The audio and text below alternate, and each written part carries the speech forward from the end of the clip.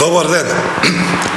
Почитувани граѓани, криминалната власт на ВМРО ДПМН, која што сама себе си лажно се нарекуваше земјоделска влада, повторно удри по грбот на земјоделците.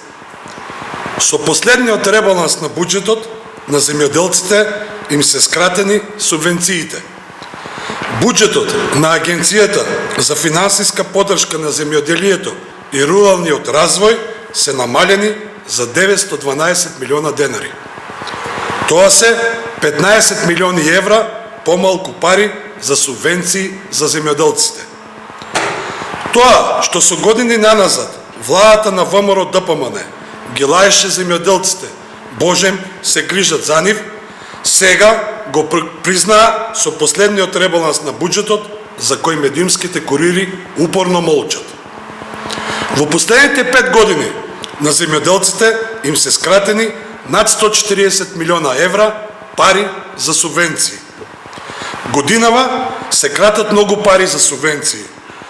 И сега, кога коси болеста и јазлеста кожа и е на повидок млечна криза.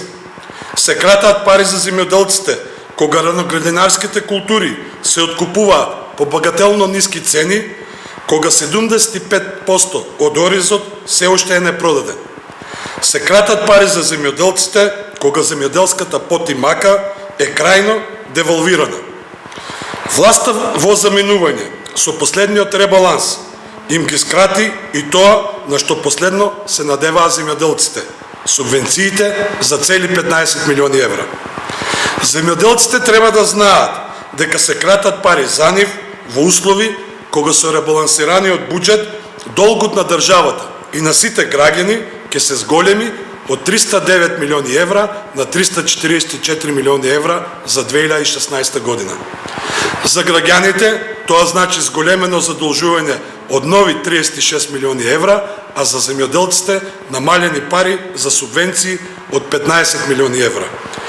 Додека се кратат парите за земјоделците, криминалната власт го зголемува буџетот на Министерството за внатрешни работи за цели 4,3 милиони евра. Од земјоделска станавме полициска држава. Земјоделците знаат дека со години наназад оваа власт не ги исполнува ветувањата кон нив. Напротив, секоја година одвојува помалку пари за нив. Единствено што успеа ова власт, а не вети, е да го зголеми долгот на државата и салдото на приватните сметки на фамилијата. Ете затоа земјоделците ќе ја казнаат оваа власт. Земјоделците бараат промени и промените ќе се случаат на слободни, фер и кредибилни избори. Зборот е збор. Благодарам.